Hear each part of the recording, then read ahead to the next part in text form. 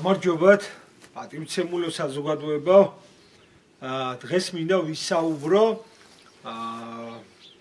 ცენტრალურ გათბობაზე, ზოგადად თეორიული წარმოდგენა მინდა რომ საზოგადოებას გქონდეთ, რომ ძალიან ბევრი ადამიანს აქვს ესეთი წარმოდგენა, რომ აი ცენტრალური გათბობა კარგია, უფრო ნაკლები ხარჯი აქვს ამ ცენტრალურ გათბობას.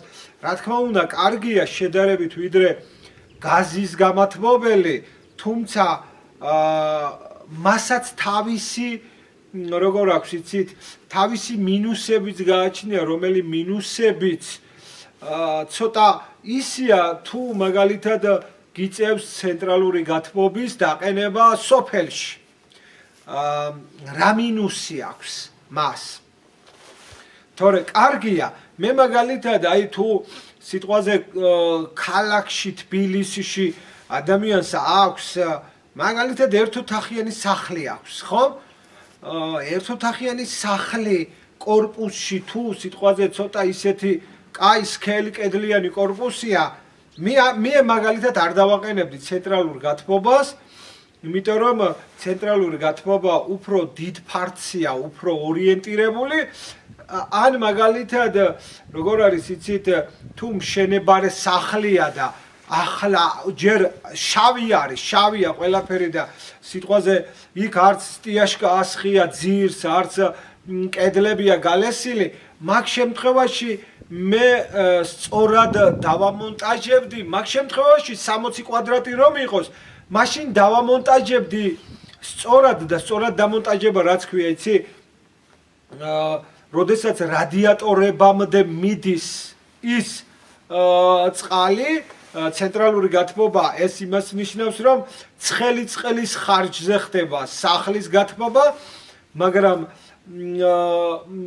ძალიან ბევრს ვეუბნები ხოლმე, რომ ეს მილები კედელში კი არ გაიყვანოთ, კედელში. არა, ეს მილები იატაკზე დაალაგოთ და იატაკზე, რა თქმა უნდა იყოს შეფუთული და იატაკზე ეს ერთგვარ პატარა დონის იატაკის გათბობასაც გიწესებს, ვიდრე კედელში გაქვს. თუ მაგალითად არის ხოლმე მე მინახია მაგალითად კორპუსში, როდესაც ადამიანები არა ახალ აშენებულში, ძველ აშენებულში, ახალ აშენებულშიც მინახია, რომ აი არ არის ჯერ სტიაშკა დასხმული და მაინც და მაინც მიდიან და ბლოკის კედელს იმ ძირში სუმთლიანად იმაშვებიან. გამოშიგნავენ, აი ლამის როგორ არის იცი, ლამის ნახევარი ბლოკის ხელაზე, აი ეს ამ ხელაზე შიგნით დაახლოებით, აი ლამის არის რომ მეზობელთან გახვიდე. შეიძლება ზოგან წაუკრიათ ხოლმე იქით, თუ სიტყვაზე 15-იანი არის ბლოკის ტიხრები, ვაფშე გამოუღიათ ხოლმე, იმიტომ რომ მიკრავ ახლა 10-იანი ბლოკის ტიხარი ხო ვაფშე საერთო კატასტროფა არის. ამიტომ ადამიანებმა მე აქ საუბარი მაქვს ხელოსნებზე. ხელოსნები ძალიან უხეშად მუშაობენ ყველა რამეში, მაგრამ აი კონკრეტულად როდესაც გაყვანილობა მიდის, მით უმეტეს გათბობის სისტემა. კედელში მაგალითად ვამბობ, როდესაც მშენებარე სახლია, დღევანდელი კორპუსი, ახალი აშენებული. იმათი მშენებარე სახლის სისტემა როგორ არის იცით, ის არის მონოლითური, კოლონებზე უნდა იდგეს და ფილები უნდა ისხმებოდეს და შემდეგ ბლოკის შემდეგ ხდება ბლოკის გამოშენება და ეს ბლოკის გამოშენებით მაგალითად რომ ავიღოთ, აი ბლოკი გამოაშენა, ხო? შენ თუ აქ ძირს გამოუთხრი, ძირს, ის ბლოკი 20-იანი ბლოკი, ახლა 40-იან ბლოკს კორპუსში არ ამიხმარობს კედლებს. ხვდებით? მეზობლების გამყოფ კედლებს თლიანად შემოკავება 40-იანი მე არ მინახია ყო 30-იანიც იშვიათია რომ სადმე მენახოს. 20-იანია ძირითადად ახლა ფულს რატო დახარჯავს და უბრალოდ გარედან და შიგნიდან ხდება მერე იმისი გალესვა და ახლა განა რამდენით უნდა გალესო, გარედან და შიგნიდან რომ ის ამ ხელას ვერ გახდი. როცა პერფერატორით მიდიხარ აპარატით და ამას შენ იმ კედლის ძირ იატაკის დონეზე გამოჭრი, ეს ბლოკი რომ მიდის ბლოკის აშენება მიდის ეს ახლა იდეალურად კი არ ჩადის სიტყვაზე რაღაც სიმაღლეა ხო მე იქ ან მაგალითად ორი თითისოდენა იდება შიგნით ან მაგალითად რაღაცა ერთი თითისოდენა იდება შიგნით ან 2-3 სანტიმეტრი იდება შიგნით ხო ხტებით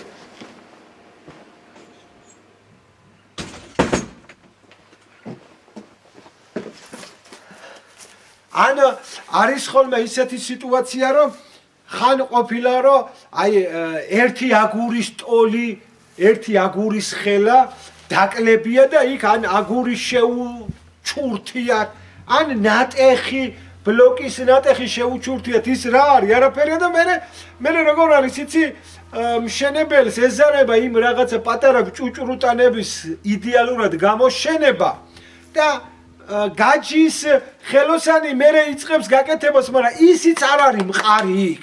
არ არის მყარი. ბევრგან მინახე ეს. მერე როდესაც შეკიდული ჭერი იწყება, შეკიდული ჭერს თავისი სიმაღლე აქვს, რომელიც ანკერები ქვია თუ რავი ქართულად როგორ არის არ ვიცი, თქვა გიფსო დავკიდეთ, ხო?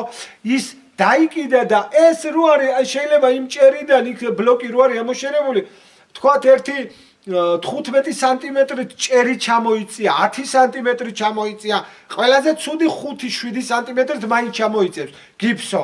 ზოგს მაგალითად ეზარება სიტყვაზე იქ რო ფილარი ის ფილის ჭერის დაშკურკვა და რაღაცა ან გასაჭიმი იმას გასაჭიმი ფრანგული ჭერი რო არის იმას გადაჭიმავს, მაგრამ ადამიანმა ერთი რაღაც არის ის მშენებლობაში აქვს თავისი მინუსები. ასევე ახლა რატომ მინდა დაგანახოთ ცენტრალური გათბობასთან რა კავშირშია ეს? უყურე, როდესაც მილის გაჭრა მიდის, მილი რომ შეალაგოს შიგნით, ხო? აქ ისედაც ოციანი კედელია, ოციანი ბლოკია. ამ ოციან ბლოკს რო გამოჭრი, ხო? უმეტეს შემთხვევაში ამას აი პოლნი იმ გამოჭრის პოლნი ბათქაშით არავინ აბათქაშებს, უბრალოდ შპაკლით რაღაცის პეტერეს აი რაღაცას ბოდიში და მეაფურთხებენ. მიხვდით აი შპაკლი დაჭერილი რა იქნება ეს სიმძიმე დროთა განმავლობაში ეს სიმძიმე ხომ აწვება და ზემოთაც რო კარგად არ არის კორპუსის ჭერი იკედლები გამოშენებული გამოლესილი ეს ოდნავ დაიწევს და მაგალითად ღმერთმა დაიფაროს 5 ბალი 4-5 ბალი მიწისძვრა რომ იყოს თბილისში ოდნავ რო შეტორტმანდეს ხომ როგორ აღმოჩნდება იცი რომ ადამიანს გძინავს საძინებელში ან ხარ კუხნაში მაგრამ შენი კედელი უკვე გადავარდება შენ კედელს არც ზემოდან მონოლითი ასხია შენი კედლის ის ბლოკი არც კოლონებში არცის უბრალოდ ბლოკები არის რა ეს ბლოკი რა აქეთ-იქით გააყანყალო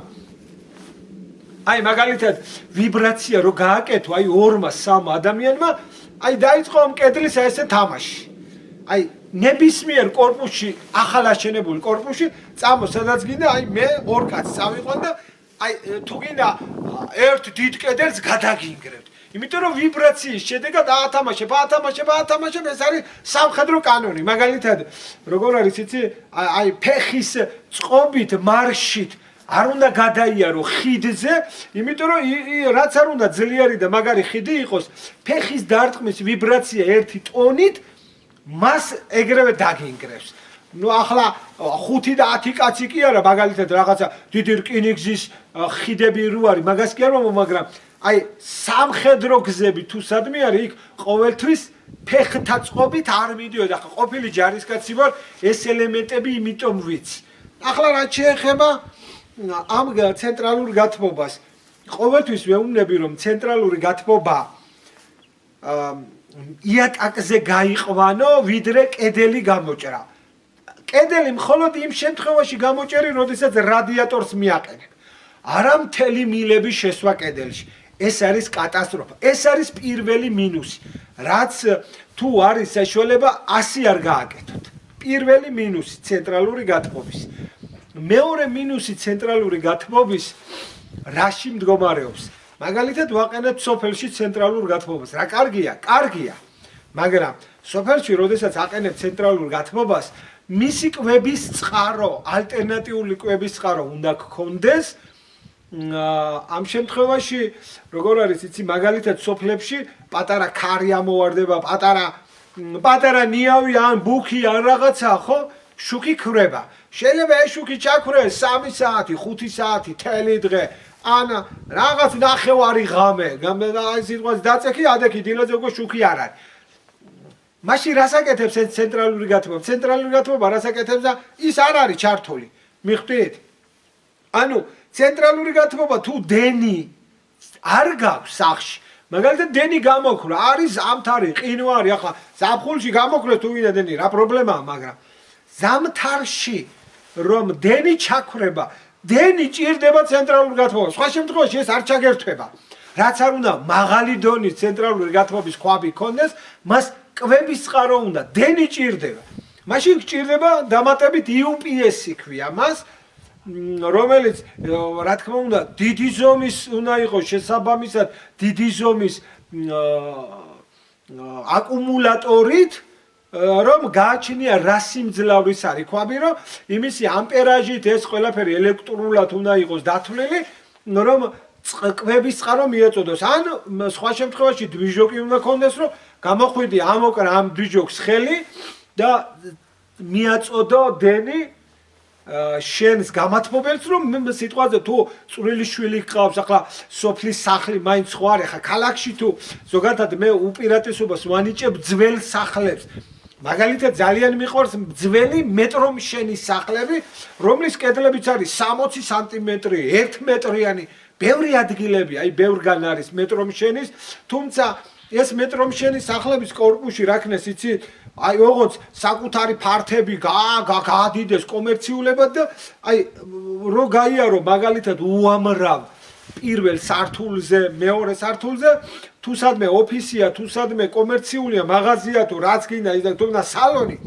სულ გამოშიგნულია საყრდენი კედლები საყრდენი სვეტები საყრდენი კოლონები და მასეთი შემთხვევა ქონდა ბათუმში ჩვენ რომ იქ დავლა საყრდენი გამოაცალეს და მე მაინტერესებს შემდეგი გაგრძელება როგორი იყო იმ ბათუმში ის კატასტროფა რომ მოხდა და ხალხი რო დაიმარხა ცოცხლად ხო 100 არის თბილისში უკვე ის ძველი ახლა ახალი თანამედროვე სახლები როცა შენდება ის უკვე გათვლილია მაგრამ იქაც ბევრი კოლონას კიდებს ხელს ეს კატასტროფაც არის ხო ხტები ამიტომ დღეს ძალიან რთულია შენ მყარი კორპუსის სახლი ნახო თუ დაბლა შეიძლება შენ მაგარი კედელი ქონდეს მაგრამ პირველ სართულზე გამოშიქნული ქონდეს ყველაფერი და ეგ შენი სახლი ერთი პატარა რხევის შედეგად დაეცეს ძირს ასევე ცუდია ხოლმე როდესაც კედლებს შიგნავენ რომ ეს გაყვანილობა შეტენონ შიგნით ну რა თქმა უნდა მესმის აბა სად წაიღო მაგრამ აი მე მაგალითად ისევ იატაკზე გავუშვებდი ან რაღაცას მცირეც დავაზიანებდი გამიგე ვიდრე აი ბევრგან მინახია პოლდიუმას ტრუბა აი რამხელა ხო და ბიჭო ამხელა ტრუბა რო არის შიგნით რა საჭიროა შიგნით გააკეთო იმდენი რომ აი როგორ იცი 100-იანი კანალიზაციის ტრუბას რო დამალავ რა საჭიროა ამხელა გამოთხარო აი ეს არის ხელოსანი რა შეაინტერესებს იმის კონსტრუქცია ის ხელოსანი ჯერ ვინც ანგრევს ის ერთუჯრედიანი ალბათ ბოდიში ამ სიტყვაზე შეურაცხყოფას არ ვაყენებ რომ ის ვერ ხდება ის კორპუსი ან ის შენობა ან ის სახლი რამდენად მდგრადია რამდენად გათვლილია ან როგორ არის ის იმისი ბლოკის წყობა ლენტურად არის მას კამარი აქვს არ აქვს აი სრული ესე ვთქვათ გაუნათლებლობა არის ამ კუთხით მე რაც უამრავი ფაქტი შემხვედრია და როგორ არის იცი ახლა ყველა მისწავლა რა უნდა პლაზმას აიღე უთო გადააბი გადმოაბი გაეპარა გამოეპარა იქ არის თავისი სპეციალური შლანგი რომელიც არიბმება მთელი სიგრძე მიდის გათბობის დააყენე მაგრამ ასე კი არ არის და კიდევ მესამე როდესაც ცენტრალურ გათბობას დააყენებთ ჩვენ ვილაპარაკეთ ანუ მას ჭირდება დენის წყარო მიხვდით აი დენის წყარო უნდა გქონდეს რაღაც ალტერნატივა ხა UPS-ი თავისი მოწყობილობით და ახლა 5 ლარი 10 ლარი 100 ლარი არხის გააჩნია, შეიძლება მარტო UPS-ი, შეიძლება 1000 ლარად იყიდო, შეიძლება 500 ლარად იყიდო, მაგრამ დიდი აკუმულატორი გინდა და რომ ის კვების სისტემაში იყოს და რამოდენიმე საათი გააჩნია როგორი სიმძლავრის არის, რომ სიტყვაზე 2 საათი, 3 საათი მაინც ეყოს დენის წასვლის შედეგად ცენტრალურ ქვაბს. მესამე კიდევ აი კატასტროფა არის ის, რომ თუ არასწორად არის დამონტაჟებული და ხშირად არასწორად ამონტაჟებენ გაყვანილობას ცენტრალური ქვაბი, ცენტრალურ ქვაბს აქვს ცხელი წყლის სისტემა, რომელიც რადიატორებში მიდის, მეორე სისტემა, რომელიც სამზარეულოთთვის ცხელ წყალს გაძლევს და ამაში შემავალი არის ახლა ბევრი მილია, რამოდენიმე პადაჩა, აბრადნა, ცხელი, ცივი და დამცლელი და ბევრი რაღაც. ახლა ამის აგებულებას არ ხსნი, მაგრამ ხშირ შემთხვევაში რაღაცატო ადამიანები როგორ აკეთებენ, იცი, მარტო რომ გამოდის გარეთ, აი გამოვიდა გარეთ, მარტო შეფუთული არის ახლა ამ ბოლოს, თორე ადრე ახალი შემოსული რო იყო ეს სისტემები, იწყობოდა ხოლმე პლასმასის უთოთი და არავინ არ ფუთავდა ცხელი წყლის მილებს და ზოგადად ყველა მილი არ იფუთებოდა. მიხვდით, ამ სპეციალური შესაფუთი იყო, რომელსაც წამოაცმევდი, მე უთოს გაუკეთებდი, წამოაცმევდი და შემდეგ ცოტა დიდ წვალებას გასახავდა და ახლა არის მილები, რომელიც არ გადაებმება უთოთი და არის ასევე შეფუთული, თვითონ ესე იყიდება, მაგრამ გასაგებია, რომ შეფუთულია ის რადიატორი, სადაც ეწყობა კოლექტორი და რადიატორი, მაგრამ ქვაბიდან რომ წამოიღო შენ, ქვაბიდან რომ წამოიღებ ამას და რადიატორ კოლექტორამდე მიიტან, ამ ადგილს არ ფუთავენ. მიხვდით, შეიძლება სოფელში მაგალითად ქვაბი კონდეს ადმე პადვალში სადღაცას, ან გარეთ, ან სადმე შემოკავებულში, ნავეში სადღაცას რა, ან გვერდზე, ახლა ღია ცისქვეშ ვერ დადებ ქვაბს, გაიყინება. შემდეგ კოლექტორამდე რომ მივიდეს გამანაწილებლამდე, რომელი გამანაწილებელიც ესეთი გამანაწილებლებია თავისი ჩამკეტებით, იქიდან კი ბატონო გამანაწილებლიდან რადიატორის კონკრეტულ ადგილამდე მიდის შეფუთული 2 მილია, შეფუთული მიდის, მაგრამ ქვაბიდან კოლექტორამდე ბევრგან მინახია, რომ არ არის მილები შეფუთული და აუცილებლად მილები შეაფუთინეთ და ხშირად იციან ხოლმე ხელოსნება, რომ მარტო ფუთავენ ცხელი წყლის მილებს, ანუ ქვაბს აქვს ერთი რადიატორისთვის, მეორე ცხელი წყლისთვის, სამზარეულოსთვის დასაბანად. 2 განკუთვნილი მხარეა. ესენი მარტო რადიატორის მხარეს ფუთავენ. ეს ცხელი წყლის დასაბანი რომ შენ დაიბანო სამზარეულოში მოუშვა, ამას ხშირ შემთხვევაში არ ფუთავენ და მე გეტყოდით რომ როგორ არის იცი, აქ უკვე ის სპეციალური მილები არ არის, აქ არის მარტო პოლდიუმის ცხელი წყლის მილი და ცივი წყლის მილი, მაგრამ ესენი ხო ერთად არის ჩახუტებული. მიხვდით, ამ შემთხვევაში როდესაც ვხმარობ ცხელ წყალს, ავტომატურად რო გავაჩერებთ გვერდზე ცივი წყალიც მოყვება და ცივი წყალთან ერთად თანხვედრაში მაგალითად კრანში ცივ წყალს რომ მოუშვებ, რაღაც დროით ცხელი წყალი მოდის. ანუ ესეც დანახარჯს გიზრდის, მიხვდით, რომ როგორ არის იცით, ეს ცივი წყალიც უნდა იყოს შეფუთული, აი ცივი წყალით შეაფუთინეთ, ყველა მილი შეაფუთინეთ, თუ გინდათ რომ ნაკლები იყოს ხარჯი. სხვა შემთხვევაში ხარჯი კიდევ მოიმატებს, იმიტომ რომ მე რო ცივი წყალი მინდა მოუშვა, მაგალითად კრანიდან მინდა დავლიო წყალი. ხო? მაშინ 5 წუთი უნდა დაველოდო, რომ იქ ცივი წყალი ცხელ წყალს მილეში ედება. იატაკში იქნება ბოილერიდან, იმიდან წამოსული ქვაბიდან, სანამ ჩემთან მოვიდა, იქ ედება. ეს არის საუბარი ცოტა დიდ ფართზე. ეს არის საუბარი სოფელში ცენტრალურ გათბობას არავინ გააკეთებს 60 კვადრატზე. სოფელში არის დიდი სახლები. სოფელში არის დიდი სახლი, რატო იცი, მამაპაპის დროინდელი 2 სართულიანი, 3 სართულიანი, 100 კვადრატი, 200 კვადრატი, 300 კვადრატი, 150. ყველაზე პატარა სოფლის სახლი, მე ძველი ხალხის სახლი, რაც მე 80 კვადრატი. იმერეთში რო გაიარო, მესხეთში რო გაიარო, ქვემო ქართლში გაიარო, იმხელა სახლებია დღეს ახლა ხალხი აღარ ცხოვრობს ერთ ოთახში თუ იცხოვრე მიხდით ამხელა სახლი რაღაც უნდა ადრე სავსე იყო ოჯახები სავსე იყო სოფელი და სახლებიც აი მე მინახია ხა ბაბუაჩემსაც მესხეთში სახლს ორივე მხარეს თუ არ მეშლება 4 მეტრა თუ 5 მეტრა ვერანდა მოყვებოდა ასე თავის გადახურული აი სახლის ორივე მხარეს დაახლოებით იქნებოდა ანუ ერთი საღა 12-ზე იყო თუ არ მეშლება ეს ვერანდები იმიტომ რომ დიდი სახლები შენდებოდა ძველ დროს აშენებდნენ რომ დიდი ოჯახი იყო 5 შვილით ხო 20 შვილით და დიდი მოსახლეობა იყო ახლა ადამიანი აშენებს 60 კვადრატს 40 კვადრატს 100 კვადრატს რაღაც ახლა 60 კვადრატის სახლი იქ ფართი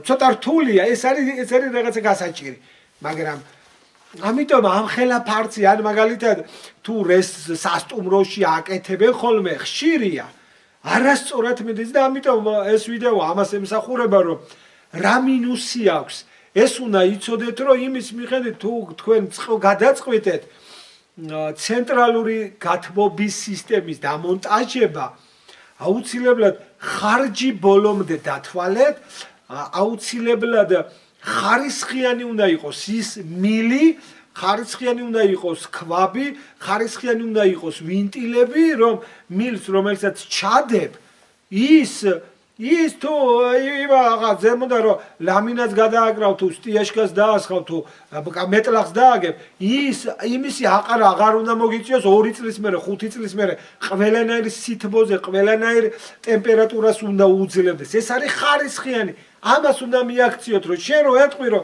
ხელოსანო მომიტანე ეს ბიჭო იმან ლარიანი მილი არ მოგიტანოს და ჩაგიდოს და გითხოს აი მე მოგიტანე და ჩაგიდე თორე ადამიანს როგორ არის იცი ყოველთვის ურჩევნია ბევრი დარჩეს და იმას არ უყურებს რომ მომხმარებელს იმას რომ უკეთებს ის რაში აინტერესებს თავის სახში ხო არ აკეთებს აი ესეთი მიდგომა რომ გვაქვს ადამიანებს ეს არის ცუდი და ამას მიაქციეთ ყურადღება ასევე კვების სისტემას მიაქციოთ რაიმე ალტერნატივას თუ UPS-ი გექნებათ კარგია თუ დვიჟოკი იქნება ძალიან კარგია სხვა შემთხვევაში რომ აი მე ცენტრალური გათბობა მაქვს და ქვაბი მიყენია და აი არხეინათ იყო ესი არ არის სოფელში ხშირად ქვება შუქი ახლა ისი არ ქრება 90-იანი წლებით მაგრამ ქრება შუქი ერთი ვნახო რამდენზე წავიდა ჩვენი ვიდეო ეს არის მეგობრებო რაც მინდა და მეთქვა და ერთს დავამატებდი კიდევ რომ აუცილებლად ყველა მილი შეიძლება ახლა ვიღაცა მაგ დამიწეროთ აი